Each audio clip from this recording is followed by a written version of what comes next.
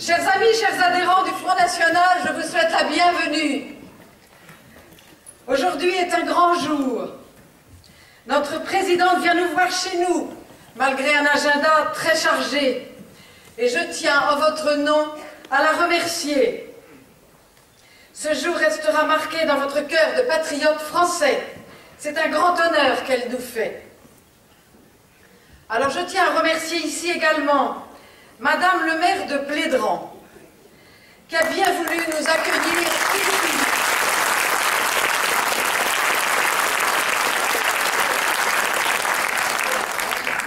Dans sa commune, qui est évidemment cernée par les forces de l'ordre, que je remercie également de nous protéger et d'assurer notre sécurité.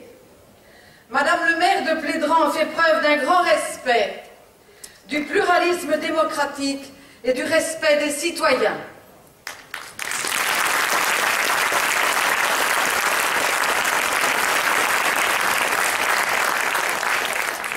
Ce qui n'est pas le cas d'au moins 8 communes aux alentours, qui nous ont refusé et qui ont refusé l'hospitalité à Marine Le Pen. Honte à eux!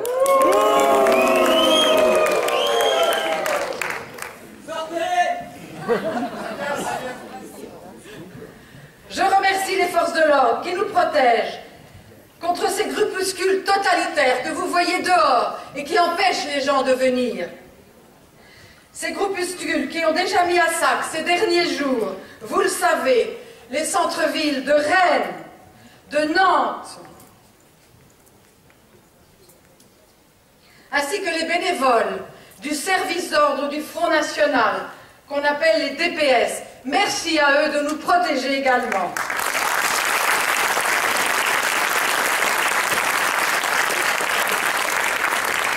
Ne les oubliez pas à la sortie, ils vont vous tendre un drapeau. Ce sont tous des bénévoles, comme nous tous ceux que vous avez vus à l'entrée, tous ceux qui vous préparent l'apéritif suivant après, tous des bénévoles. N'oubliez pas le drapeau, c'est comme ça qu'ils vont se payer le frais d'essence.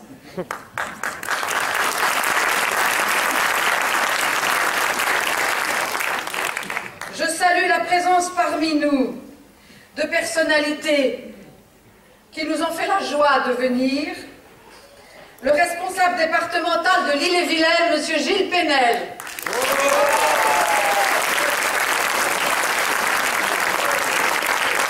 Qui est également candidat tête de liste à Fougères.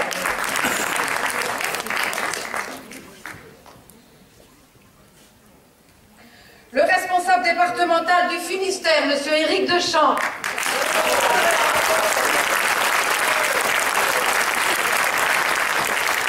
Nous avons le grand honneur également de saluer la présence du candidat tête de liste de la capitale de la Bretagne, Rennes. J'ai nommé Gérard Demelon.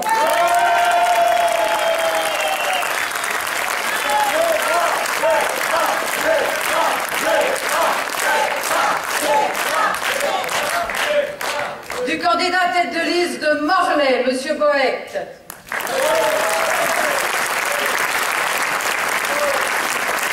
Du candidat tête de liste de Vannes, M. Bertrand Iragne.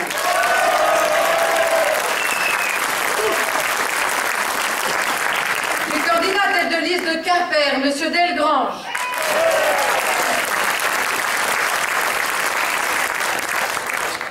Du candidat tête de liste de Saint-Malo, Jean-Louis Robin.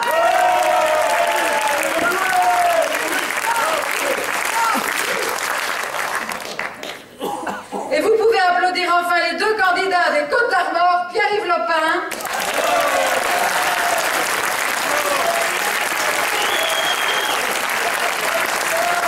pour Saint-Brieuc. C'était très important d'avoir une liste à Saint-Brieuc, chef-lieu des Côtes-d'Armor, et il y est arrivé. Bravo Pierre-Yves.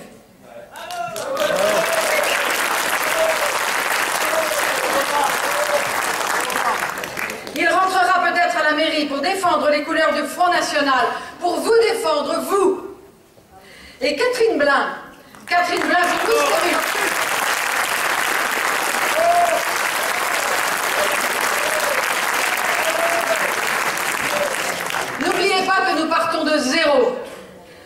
avons fait de 0 à 2, et bien c'est déjà bien. On a multiplié par 2. Non.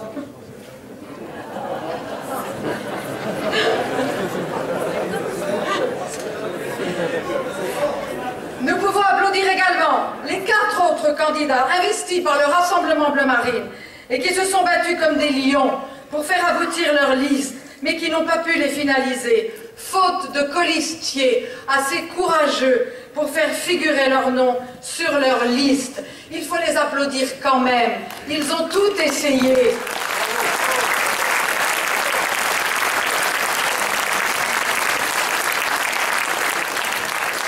J'ai nommé Raymond Blanc à Lannion, Gabriel Montfort à Plérin, Pierre Lemével à Paimpol, Valérie de Cacrès à Pléneuf. Ils ont essayé, ils ont labouré le terrain. Et ce travail et leurs efforts ne sont pas vains, ils ne sont pas perdus. Ils recommenceront l'année prochaine pour les départementales, anciennes cantonales. N'oubliez pas que c'est la première fois que nous avons une liste. Nous partons de 0. Et donc, rendez-vous les prochaines élections où les Côtes d'Armor prouveront leur attachement au Front National. Et pour Marine Le Pen, alors je n'aurai pas l'insolence, ni l'outrecuidance d'oser vous faire un discours avant celle que vous attendez tous, celle qui va sauver notre France, notre présidente du Front National et future présidente de la République française. Faites-lui une ovation, Marine Le Pen.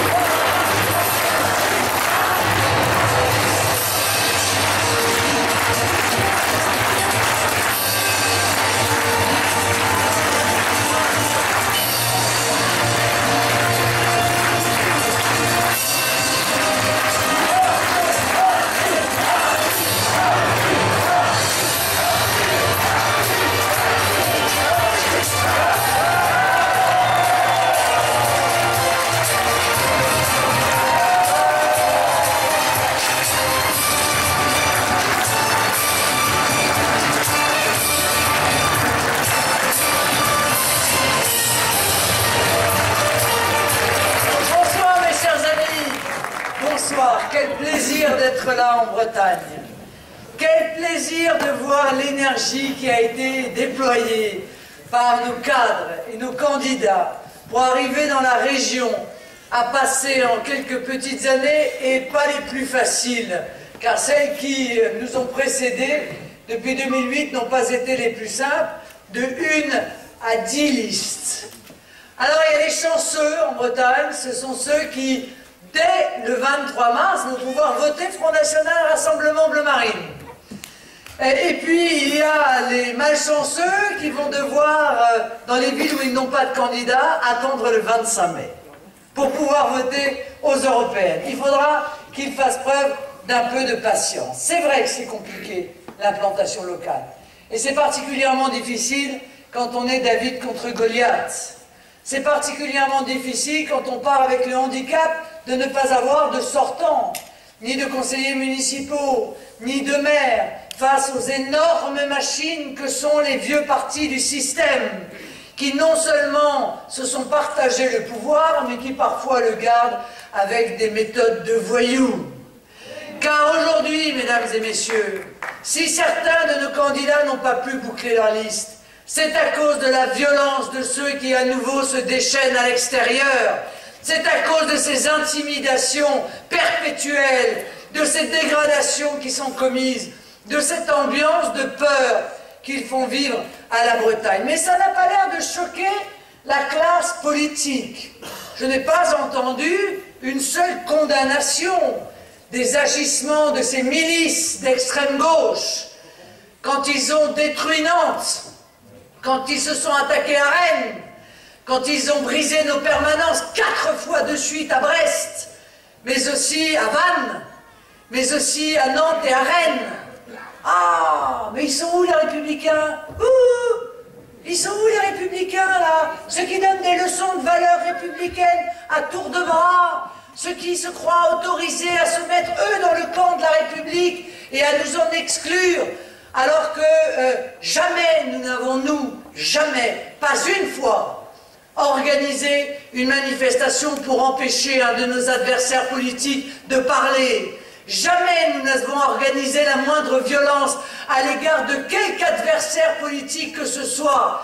Nous nous sommes présentés à toutes les élections. Nous sommes le mouvement qui plaidons pour le référendum d'initiative populaire, qui est le niveau supérieur de la démocratie. Nous sommes ceux qui plaidons pour la proportionnelle à toutes les élections, pour que tous les Français puissent être entendus, que chacun puisse se voir représenté en fonction des idées qui sont les siennes. Nous sommes donc les seuls en réalité à plaider pour le véritable pluralisme politique. Et ce sont nous qu'ils accusent, ce sont nous qu'ils traitent comme des sous-citoyens, comme un sous-mouvement politique. Eh bien, j'espère que ce qui se passe en Bretagne va ouvrir les yeux de beaucoup de nos compatriotes. J'espère que la complaisance qui est exprimée à l'égard de ces milices d'extrême gauche va finir par faire réfléchir certains qui voient bien que Manuel Valls, le ministre de l'Intérieur, porte une veille quasiment complice de ces agissements, complice de ces intimidations et complice de ces violences. Oh, j'ai été avocat dans une autre vie, hein, et je me souviens de la définition de la complicité par aide, assistance ou fourniture de moyens. Est-ce que lorsque l'on est ministre de l'Intérieur et qu'on ne dissout pas ces groupes antifa dont l'intégralité de l'action politique consiste à appeler à la violence, est-ce que quelque part on ne leur fournit pas les moyens de continuer à nuire non seulement aux habitants de telle ou telle ville, non seulement à tel ou tel parti politique, mais également de manière plus générale à l'ensemble de la démocratie française? Eh bien si, il y a un acte volontaire de complicité. Alors je vais vous dire, qu'ils se fatiguent pas trop, parce que de toute façon, ils n'arriveront pas à nous empêcher de continuer à faire ce que nous allons faire.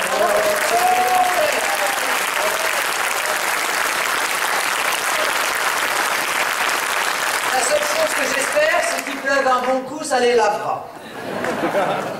Mesdames et messieurs, je sillonne la France depuis maintenant près de 2 mois et demi, dans des villes grandes ou moins grandes, pour aller soutenir nos candidats aux municipales. J'espère d'ici 3 jours pouvoir vous annoncer que nous aurons réussi le pari, l'objectif que nous nous sommes fixés, d'être présents dans plus de 500 villes, 500 pas sur 36 000, hein, 500 en réalité sur 1000 villes, hein, car bien souvent nous sommes présents dans les villes de plus de 10 000 habitants, sauf quelques exceptions. Que nous arriverons à permettre aux Français, à la moitié des Français dans ces villes de plus de 10 000 habitants, de pouvoir voter pour une liste Front National Rassemblement Bleu-Marine. Là encore, ce sera un exploit, car dans des conditions compliquées, face à l'ensemble des forces du système, eh bien, réussir à monter 500 listes en n'ayant que 60 conseillers municipaux sortants, ça relève véritablement de l'exploit. Mais ça n'est qu'un début, mes chers amis. J'ai entendu Odile tout à l'heure dire il y a 2 listes. Oui, mais 2, il n'y a pas de mathématiques en politique. 2 cette fois-ci, et probablement 40 la fois prochaine. Car j'ai vécu ça, moi. J'ai vu le début de l'implantation locale. J'ai vu, nous l'avons fait à Hénin-Beaumont. Nous avons bien vu que d'une seule ville, nous avons réussi à susciter des vocations. À partir d'une seule ville, nous avons réussi à montrer aux Français ce que nous étions capables de faire, même dans l'opposition, dans un conseil municipal. Ils ont vu notre détermination, ils ont vu que nous leur disions la vérité, ils ont vu que nous avons exigé la transparence de la part de la municipalité dans laquelle nous nous sommes battus. Ils ont vu que nous n'avons pas dévié de notre ligne, que nous étions à leur côté pour défendre leurs intérêts, pour porter leurs préoccupations. Eh bien, en l'espace de 6 ans, nous sommes passés de 1 à 20 villes dans le bassin minier du Pas-de-Calais. C'est tout le bien que je souhaite à votre fédération et à l'ensemble des fédérations de Bretagne, d'arriver à faire nos preuves en étant élus conseillers municipaux cette fois-ci, et essaimer cette implantation locale qui est, mes chers amis, les fondations de notre victoire. Car on ne construit pas une maison par le toit. Donc aussi, évidemment importantes que soient les élections présidentielles, il faut que nous soyons présents dans toutes les autres élections, et notamment dans ces élections locales, les municipales aujourd'hui, les cantonales, les régionales l'année prochaine, et puis les élections présidentielles et les élections législatives. La fusée Front National Rassemblement Bleu Marine a décollé, mes chers amis. Et je puis vous dire que plus rien ne pourra l'arrêter. Et c'est pour ça que vous sentez une fébrilité du système. Ils en sont même allés rechercher en Suisse ce pauvre Noah, qui a oublié sa paire de chaussures pour venir faire une piteuse chanson, probablement faite en une demi-journée tellement c'est mauvais, et pour venir dire « Oh là là, ils sont pas beaux, le Front National, c'est des méchants et il faut pas voter pour eux. » Bon. Je vous rappelle que Yannick Noah avait dit que si le Front National arrive au pouvoir, il quitterait la France. Donc vous savez ce qu'il vous reste à faire?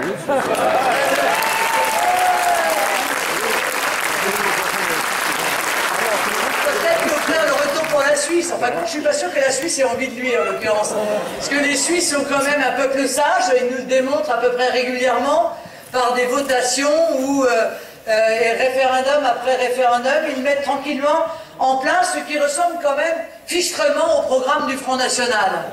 Ça a commencé par le refus des minarets, ça a continué par le renvoi des étrangers condamnés à des délits ou à des crimes. Mesure que Nicolas Sarkozy avait supprimé, et puis ça s'est clôturé dernièrement, enfin j'espère que ça n'est pas clos d'ailleurs, car il y a beaucoup de choses encore à faire, par ce référendum où les Suisses ont décidé à nouveau de maîtriser leurs frontières, d'être libres, d'être maîtres chez eux, et à mettre en place la priorité nationale, c'est-à-dire la mesure de bon sens qui consiste à accorder la priorité d'emploi aux nationaux. Je les vois bien, vous savez, hein, je les vois dans ces villes dans lesquelles je suis allé, nombreuses depuis le début de cette campagne municipale. Je vois les candidats de l'UMP et du PS. Ils ne veulent pas parler de politique, hein. En tout cas pas de politique nationale. D'ailleurs, on ne sait même pas s'ils sont de l'UMP ou PS. Il n'y a plus de logo, il n'y a plus rien. Moi, oui, enfin, bon. Ça, c'est sûr qu'ils préfèrent nous parler des sujets locaux. Nous aussi, on aime parler des sujets locaux. Nous aussi, ça nous intéresse, les sujets locaux. Ça nous intéresse de nous battre contre les subventions aux associations politisées ou communautaristes. Parce que nous considérons que l'argent public n'a pas à être dépensé pour des associations qui font de la politique. À ce moment-là, ils n'ont qu'à se constituer en parti politique. Voilà. Et au passage, se soumettent d'ailleurs aux règles de transparence qui sont imposées aux partis politiques. Les syndicats, il ferait mieux de s'occuper de la défense des intérêts des syndiqués. Pas de faire de la politique, ils sont censés être apolitiques aussi. Alors que c'est nous qui les finançons. Le communautarisme, c'est interdit en France, normalement. Alors nous, on votera contre les subventions aux associations communautaristes, parce qu'on n'est pas là pour faire plaisir aux intérêts de telle ou telle communauté dont nous considérons qu'elle n'existe pas, car il y a une seule communauté, c'est la communauté nationale. Nous sommes là pour défendre l'intérêt général. Nous allons évidemment parler des finances locales, parce que ça, ils n'aiment pas beaucoup en parler, j'ai remarqué. Hein. Ça, ils n'aiment pas en parler parce que quand ils n'ont pas augmenté les impôts, ils ont augmenté la dette. Et c'est normal, je vais vous expliquer pourquoi. Comme ils ne font leur élection que par leur clientèle, ben, par définition, ils arrosent leur clientèle. Donc si on leur demande de faire des économies, c'est obligatoirement des économies sur leur clientèle. Or, ils ne le veulent pas, sinon ils ne seront plus réélus. Alors, il ne reste plus que deux moyens, c'est augmenter les impôts ou augmenter la dette. Et c'est exactement ce qu'ils font, UMP ou PS, car c'est absolument impossible, en l'occurrence, de faire la différence. Alors quand c'est pas ça, c'est les investissements dingues dans des projets pharaoniques. On crée des gigantesques bibliothèques, ou la 8e médiathèque de la ville de 25 000 habitants, ou le énième centre culturel, où probablement il n'y aura personne, Comme s'il ne se passait rien, quoi. Comme si on était la Suisse. Comme s'il y avait plein d'argent. Comme si ça coulait à flot. Comme si les Français n'étaient pas écrasés d'impôts nationaux. Et qu'il ne fallait pas en plus leur rajouter un peu d'impôts locaux. Comme s'ils n'avaient pas augmenté la TVA à 20%. Comme s'ils n'avaient pas cherché à mettre l'écotaxe. Comme s'ils n'avaient pas augmenté les droits de mutation. Comme s'ils n'avaient pas tripatouillé l'ensemble des règles pour que beaucoup de Français se retrouvent parfois à payer jusqu'à la moitié d'impôts de plus.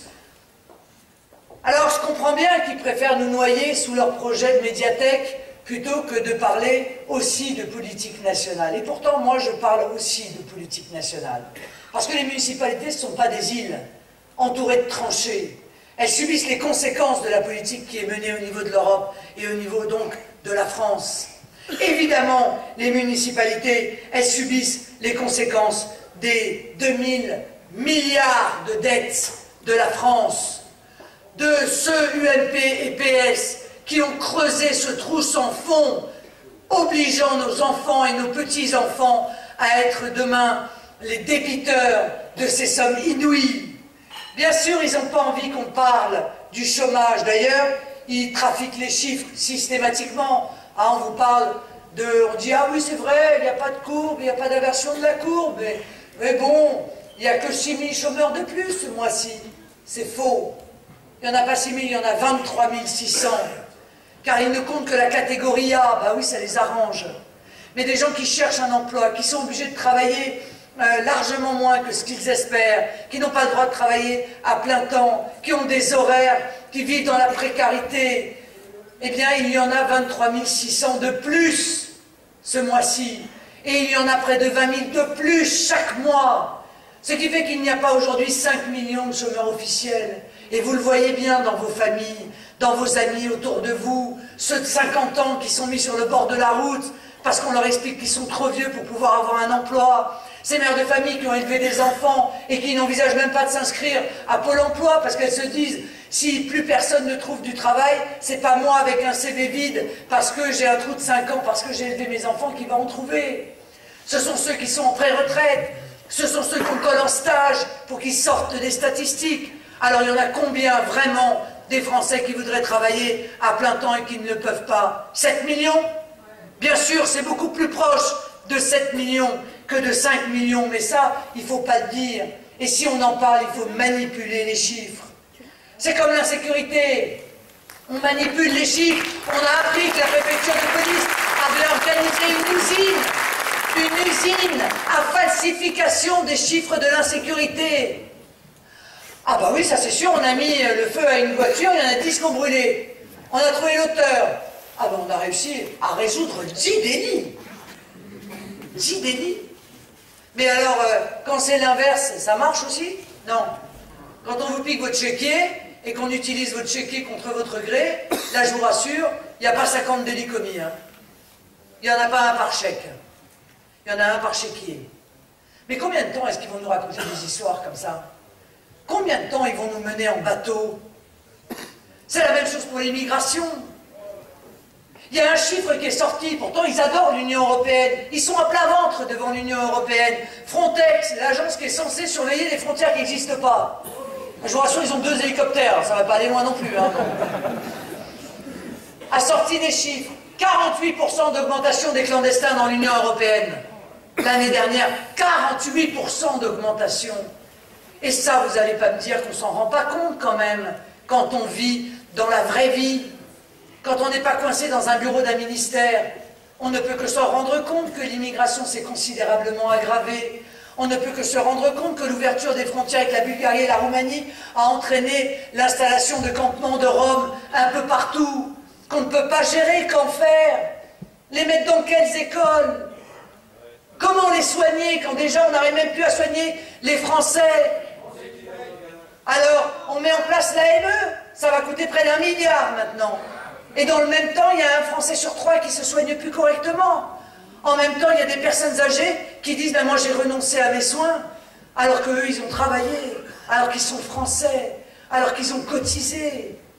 Mais, je veux dire, ça va finir à un moment donné par scandaliser, oui ou non, les Français d'être traités comme des sous-citoyens dans leur propre pays?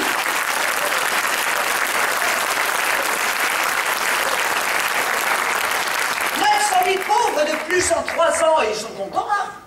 Ils sont contents de leurs résultats, ils paradent sur les plateaux, sur les radios, sur les plateaux de télévision, oh, on a fait du bon travail, c'est sûr, c'est du très bon travail, ça. 900 000 pauvres de plus en 3 ans, c'est spectaculaire. 80% des embauches sont des CDD, c'est bien. C'est bien, ça permet de se construire une vie, ça. Ça permet pour des foyers de pouvoir envisager l'avenir des enfants, se constituer un patrimoine. Quand on est en CDD, c'est facile d'avoir un emprunt, n'est-ce pas? Surtout en ce moment. C'est facile de pouvoir louer un logement quand on est qu'un jeune couple, quand on a, on ne sait pas si dans 3 mois ou 4 mois, on aura un travail. Mais je veux dire, est-ce que vous voyez qu'ils sont en train de transformer notre pays, qui était quand même un pays si riche, en pays en voie de sous-développement, où ils développent le microcrédit comme solution? Ils sont contents. Ils sont contents. Record de fermeture des sites industriels en 2013. 77% de baisse des investissements étrangers. 30% de plus de travailleurs détachés.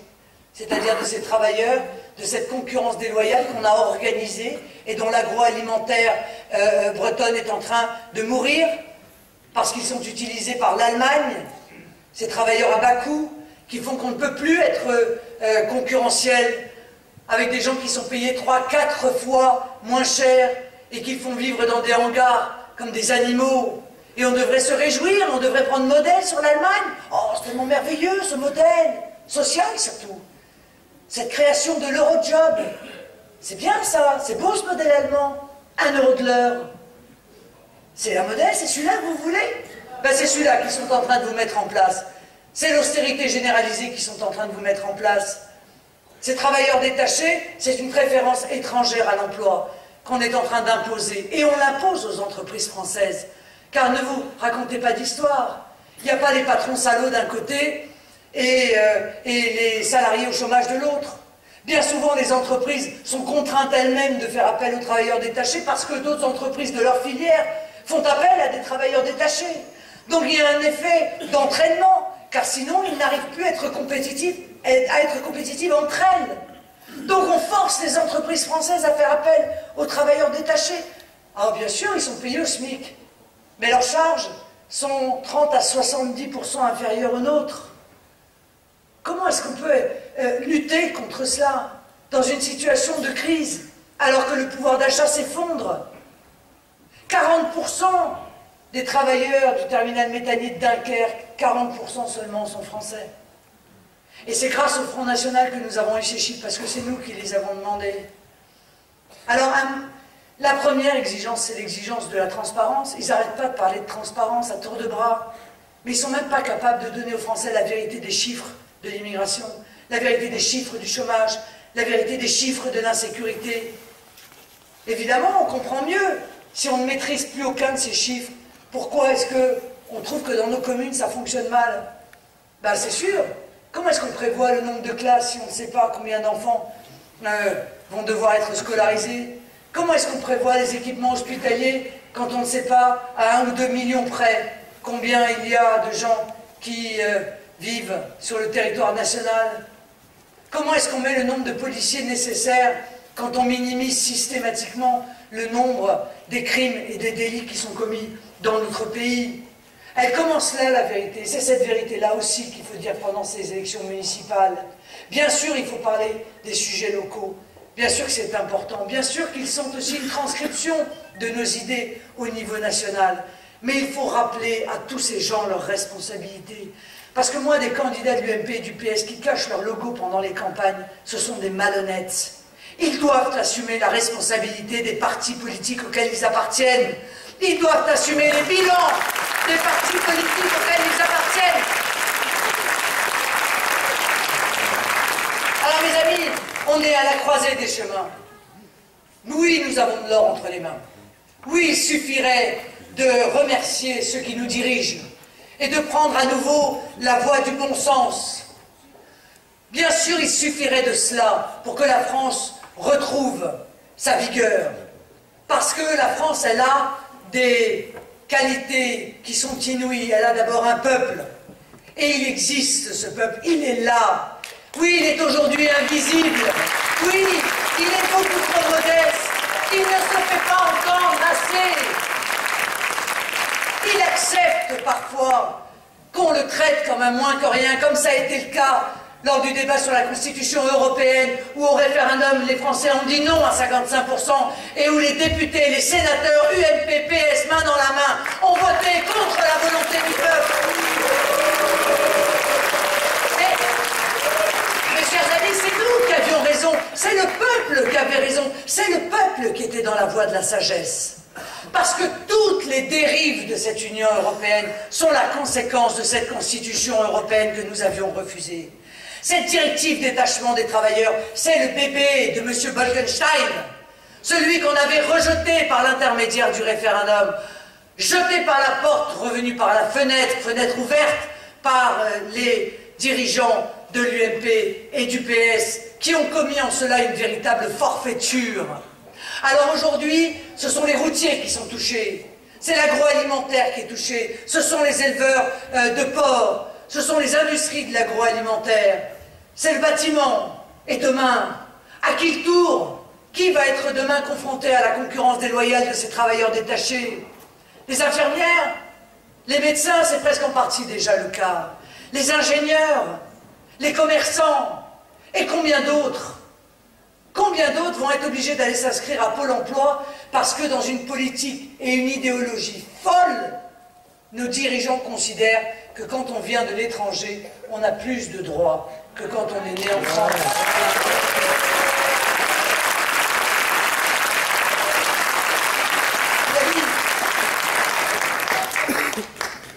Nous avons un trésor entre les mains. Mais encore une fois, à nous de savoir qu'en faire. Et surtout, à nous de reprendre les leviers de vitesse de notre bolide. Car la France est un bolide, croyez pas. Alors évidemment, si les pneus sont crevés par l'UMP, si le pot d'échappement est bouché par le PS, etc., ça ne marche pas. Mais si ce bolide, nous nous mettons à le diriger, en récupérant bien sûr le volant, l'accélérateur, l'embrayage, le frein, le levier de vitesse, parce que tout ça pour l'instant, c'est l'Union européenne qui l'a. Alors c'est pas facile de diriger un bolide quand vous avez ni le volant, ni l'embrayage, ni l'accélérateur, ni le levier de vitesse. Enfin, on n'est quand même pas, nous ne sommes pas Berlin l'Enchanteur. On va passer du siège passager où nous sommes actuellement, on va pousser M. Barroso, ou celui qui lui succédera, on va se remettre à la place du conducteur de notre propre pays. Voilà quel est l'objectif que nous avons dans les années qui viennent. Et le plus tôt, croyez-moi, mes chers amis, sera le mieux. Et chaque combat électoral qu'il faudra mener, nous serons présents. Et chaque élection sera aussi importante que celle qui suivra. Parce que c'est tout le destin de la France qui dépend de notre mobilisation. Nous n'avons pas le droit aujourd'hui de rester sur le siège passager, d'être les spectateurs de l'effondrement organisé et prévisible de notre économie, de notre système social, de la disparition de notre identité, des valeurs qui font notre pays et auxquelles nous sommes irréductiblement attachés.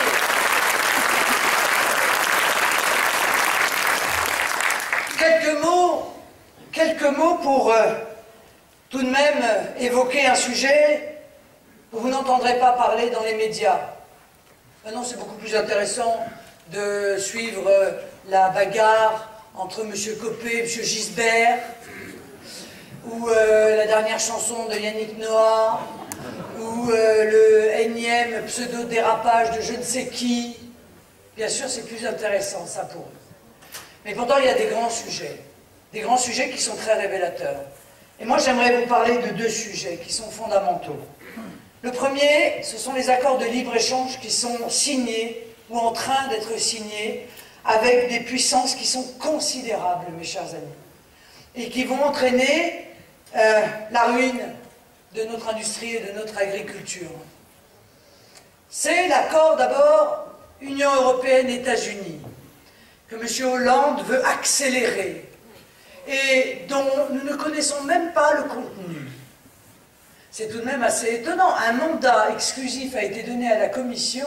Même nous, parlementaires européens, nous n'arrivons pas à savoir le mandat qui a été donné de négociation à la Commission européenne. On va nous dire encore après que nous sommes un peuple libre, que nous avons encore notre souveraineté, mais zéro souveraineté, nous n'avons même pas le droit de décider de ça. Cet accord, ils vont l'accélérer, nous le bloquerons. Nous le bloquerons parce que nous arrivons massivement au Parlement européen, nous et nos amis patriotes européens, qui dans les autres pays amis de l'Europe se battent aussi pour défendre leur liberté et leur souveraineté. Mais il y en a un qui a déjà été signé, mes chers amis. C'est l'accord de libre-échange de l'Union européenne-Canada.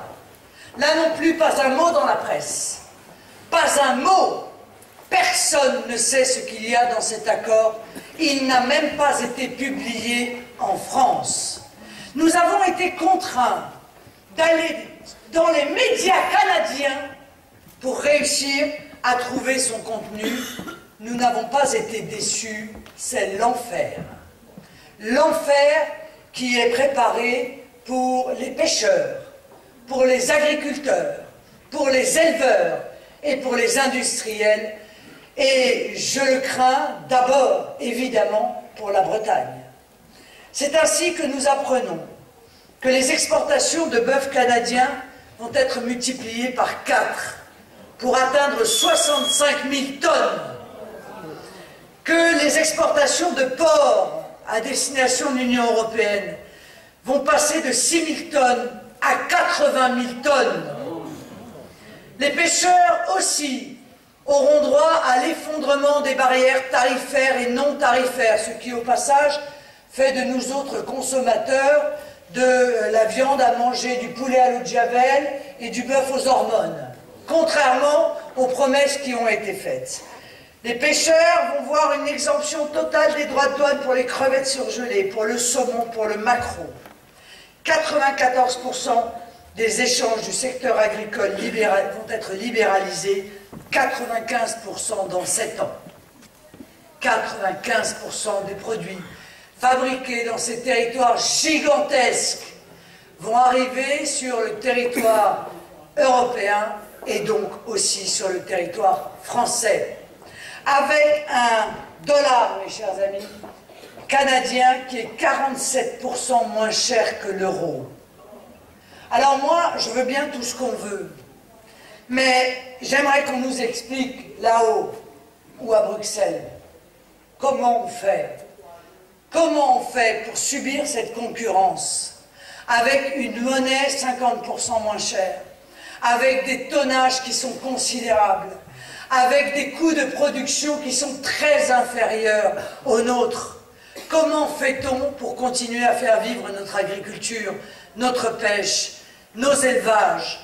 Évidemment, ils le savent, nous n'y arriverons pas. Alors vous voyez que la guerre, car il s'agit bien d'une guerre qu'il faut que nous menions contre ces accords de libre-échange, elle va déterminer l'avenir de notre pays et l'avenir de nos territoires. Dans 7 ans, l'intégralité des produits industriels canadiens, machines, équipements, les machines ferroviaires arriveront sur le territoire de l'Union européenne sans aucune barrière tarifaire. Alors elles étaient déjà minimes, ces barrières tarifaires. 14%, 20% pour certains produits. Et la concurrence était déjà rude. Imaginez ce que ça va être quand on va ouvrir totalement nos frontières à des monstres, à des géants que sont le Canada et les États-Unis. Mais à quoi donc pensent-ils? Qu'ils ne viennent pas nous dire qu'ils pensent à l'intérêt de la France. Vous voyez bien qu'il ne s'agit pas de mettre des pansements à droite à gauche, qu'il ne s'agit pas de dire « Ah bon, on va essayer d'améliorer, on va faire un codicile qu'on va faire signer par les 27 pays qui que... » Mais le temps qu'ils rédigent ensemble le codicile, il n'y aura plus d'élevage. Alors vous voyez que là maintenant, vraiment, le pire ennemi, c'est le temps. Que donc on ne peut plus se dire, bon on va attendre, non cette élection-là on votera pas, on votera, l'autre, moi je me réserve pour la présidentielle ou je sais quoi. On ne peut plus se permettre ça. Parce qu'encore une fois, ça peut aller extrêmement vite. Vous avez vu l'effondrement de l'agroalimentaire. Vous avez vu comment ça s'est passé vite. Vous avez vu les sous-traitants qui tombaient les uns après les autres. Vous avez vu les promesses du ministre de la désintégration productive. Hein? L'avocat, pour le coup dans le mauvais sens du terme. Monsieur De Montebourg. Il se faisait appeler comme ça quand on était au barreau, je me souviens. Depuis, il est devenu Montebourg. C'est depuis qu'il a eu 3 ouvriers. Il a beau faire des promesses, la réalité, c'est qu'il nous endort. Moi, je veux bien tout ce qu'on veut, mais quand il nous vend la dévaluation de l'euro, l'euro est beaucoup trop cher, il nous asphyxie, il tue nos entreprises, il pousse aux délocalisations, il a ruiné notre industrie automobile. Bon, il nous dit on va dévaluer, sauf que c'est juste pas possible. Ah, il peut toujours dire il faut dévaluer, mais personne n'acceptera, et notamment l'Allemagne n'acceptera pas. Or, c'est l'Allemagne qui décide dans l'Union européenne. Donc, il faudrait se mettre d'accord avec tous les pays de la zone euro pour obtenir une dévaluation. Entre-temps, on a le temps de mourir 4 fois. Ah, il suffit pas de dire il faudrait, ou j'aimerais. Oui, moi j'aimerais bien être Miss Monde, mais c'est pas faisable. Donc j'aimerais dévaluer l'euro, c'est bien, mais c'est pas suffisant. Alors, je pense qu'il faut aller à des solutions qui sont les seules solutions crédibles. Et la solution, chers amis, elle passe par la liberté. Il faut... Moi, je suis blessé de voir que on a tellement insécurisé le peuple français qu'aujourd'hui, une partie du peuple français a peur d'être libre. On lui offre la liberté et il n'ose pas sortir de la prison. Il dit, mais le monde extérieur est tellement dangereux. Et il se soumet à l'idée d'avoir le choix entre mettre sa paillasse dans un des 4 coins de la cellule dans lequel ils nous ont enfermés. Bon sang, mais on est un grand pays. Nous avons une si longue histoire, une histoire si glorieuse. Nous sommes un peuple si courageux, un peuple si téméraire même, un peuple de chercheurs, un peuple de voyageurs, un peuple d'industriels, un peuple de médecins, un peuple de génie, un peuple de politiques, de grands politiques, un peuple de juristes. Et avec toute cette longue et brillante histoire que nous avons derrière nous, nous aurions peur de sortir de la prison dans laquelle ils nous ont enfermés. Parce que quoi? Parce que quoi? Parce qu'on va retrouver le droit de décider qui entre et qui se maintient sur notre territoire. Parce qu'on va à nouveau avoir des frontières. Parce qu'on va à nouveau avoir une monnaie pour l'adapter à notre économie. Parce que nous allons pouvoir faire du patriotisme économique pour aider nos PME, PMI à pouvoir exprimer leur génie et leur innovation. Parce qu'on va pouvoir gérer notre budget, ne plus être sous tutelle ou sous curatelle. Parce qu'on va pouvoir décider de nos propres lois en élisant des gens qui défendent nos intérêts dans une assemblée qui sera à nouveau nationale et qui ne sera pas là à enregistrer 80% des textes qui arrivent directement de Bruxelles. C'est de ça dont on a peur. Mais nous, on n'a pas peur de ça. Nous, on rêve de cela. Nous rêvons de liberté. Nous rêvons de démocratie. Nous rêvons de souveraineté. Et grâce à cette démocratie, à cette liberté, à cette souveraineté, nous ramènerons dans notre pays la prospérité et la sécurité. Nous défendrons enfin l'identité de la France. Car, mes chers amis, la France est généreuse aussi. La France a beaucoup apporté au monde. Elle a encore beaucoup à lui apporter. Encore faut-il qu'elle soit toujours la France. Et c'est ça la vraie question qui se pose aujourd'hui. Quand nous aurons retrouvé ce volant, cet accélérateur, cet embrayage, ce levier de vitesse, eh bien nous pourrons partir à la conquête des territoires qui sont encore en jachère. Et je pense à ce grand projet que je vous ai exprimé lors de la campagne présidentielle. Après avoir labouré la terre, nous irons labourer la mer. Cet immense domaine maritime, le 2e domaine maritime du monde.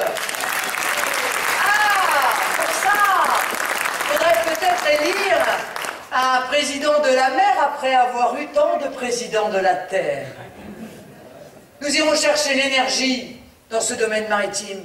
Nous développerons, nous chercherons les futures sources d'alimentation. Nous irons à la pointe de la désalinisation de l'eau quand le monde entier aura au XXIe siècle un problème d'eau potable. Nous irons chercher, développer les nanotechnologies. Nous trouverons les futures molécules des médicaments. Nous ferons des instituts de recherche en se servant aussi pour leur apporter de l'emploi et de la fierté de nos territoires d'outre-mer que tu connais bien et qui aujourd'hui ont le sentiment qu'ils ne sont envisagés que comme un budget sur une ligne, alors qu'eux aussi ont à offrir. Eux aussi sont français, ils se disent on est traités de loin. Il faut se servir de l'ensemble de nos richesses, il faut inclure l'ensemble du peuple français dans cette grande vision d'avenir que nous portons. Alors c'est vrai que notre projet est radicalement différent de celui de l'UMP et du PS, dont on a d'ailleurs le plus grand mal à voir qu'est-ce qui les différencie. Ils sont ensemble pour le fédéralisme européen, ils sont d'accord pour aller faire la guerre à la terre entière, ils étaient d'accord pour la Libye, ils étaient d'accord pour la Syrie, ils ont commis les mêmes erreurs au même moment, ils mènent les mêmes politiques d'austérité impulsées par Bruxelles. Ils ne comprennent pas de la même manière que quand on tue les clients des entreprises, eh bien du coup, on tue les entreprises.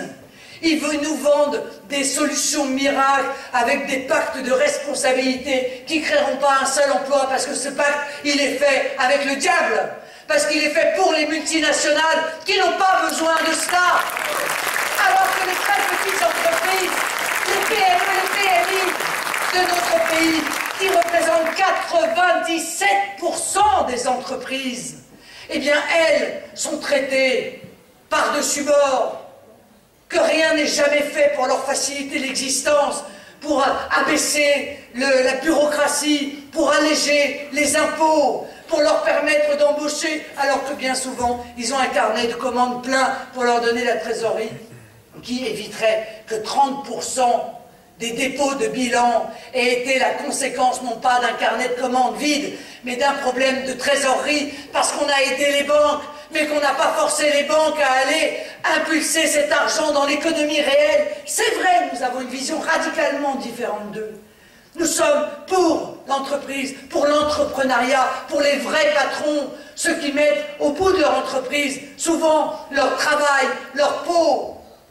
Oui, nous sommes pour eux et pas pour les grandes multinationales. Oui, nous sommes pour l'économie réelle contre l'économie virtuelle qui est en train de tuer notre économie. Oui, nous sommes pour défendre les Français. Oui, nous sommes pour la priorité nationale. Oui, nous sommes pour que la France conserve son mode de vie, sa culture, son identité, ses mœurs, ses codes, sa douceur de vivre. Oui, nous considérons qu'avant de nous saouler toute la journée avec le vivre ensemble, il faudrait d'abord penser à rétablir le savoir-vivre.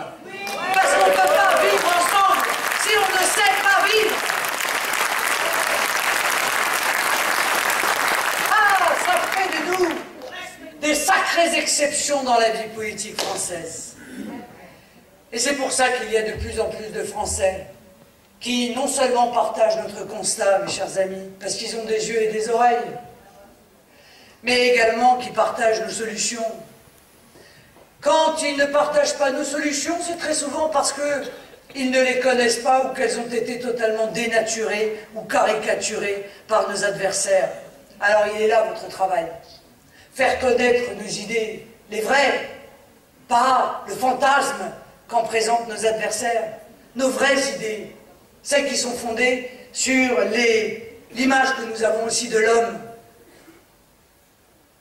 Pas l'homme au service de l'économie, mais l'économie au service de l'homme. Cet immense respect que nous avons pour ce qui fait la France, ce qui fait aussi sa spécificité. Ça fait de nous des exceptions dans la vie politique française. Et ces exceptions, nous allons continuer à à l'être, parce que la pire des choses qui pourrait nous arriver, c'est de leur ressembler. Vous voyez? Alors, quand il me parle de normalisation, je me dis que la normalisation, si c'est pour ressembler aux hommes politiques de l'UMP et du PS, bah, je préfère qu'ils considèrent que nous ne sommes pas dans la normalité. C'est pas grave. Ce que je sais, c'est que le peuple souverain s'avance et que c'est lui qui décidera, en fin de compte. Alors, les choses sont en train de bouger. J'aime pas tellement parler du sens de l'histoire, parce que je pense qu'il n'y a pas de sens de l'histoire, il n'y a que le sens que les peuples veulent bien lui donner. Mais incontestablement, tous les peuples d'Europe sont en train de se lever pour réclamer à nouveau la liberté, la démocratie et le bon sens. Nous participons de ce grand mouvement. Les Français se lèvent, ils redressent la tête, ils regardent à nouveau avec fierté ce qu'ils sont, et ils jugent avec sévérité ceux qui les ont fait ployer à coups de repentance, de calomnie, de salissures posées sur notre histoire commune, ceux qui les ont traités de feignants, de xénophobes et autres. Ils peuvent toujours y aller de leurs adjectifs, de leur mépris. Nous nous moquons de cela, car nous avançons pas pour nous-mêmes. Nous avançons pour ceux qui nous ont précédés. Et nous avançons pour ceux qui nous succéderont. Alors, mes amis, dans ce contexte, je sais que je peux compter sur vous dans ce contexte compliqué pour notre pays. Il y en a eu d'autres dans l'histoire de France, des moments difficiles où on a fait une croix sur la France, on n'y croyait plus guère. Elle était à genoux, et parfois même blessée quasi mortellement, et pourtant, à chaque fois, parce qu'elle a un peuple, parce qu'elle a un territoire, parce qu'elle croit en la démocratie, en la liberté, elle a réussi à se redresser et à repartir. Mes amis, je conclurai par une très belle phrase qui était sur la première page d'un des livres de Jean-Marie Le Pen et qui disait « Pour que ton sillon soit droit, accroche ta charrue aux étoiles ». C'est exactement ce que nous allons faire.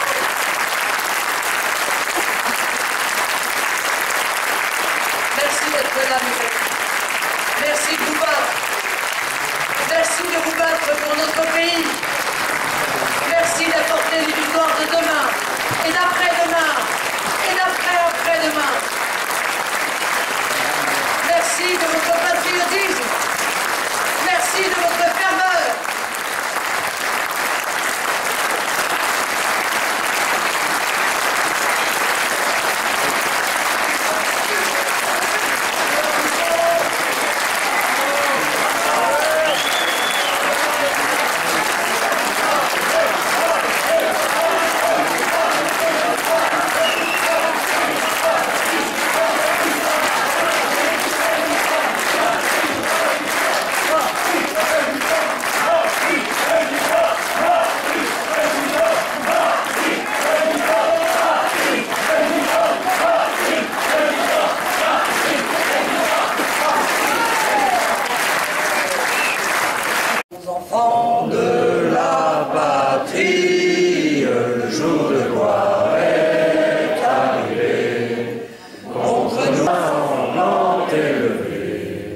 Entendez-vous dans nos campagnes mugir ces féroces soldats qui viennent jusque dans nos bras, égorger nos fils et nos compagnes.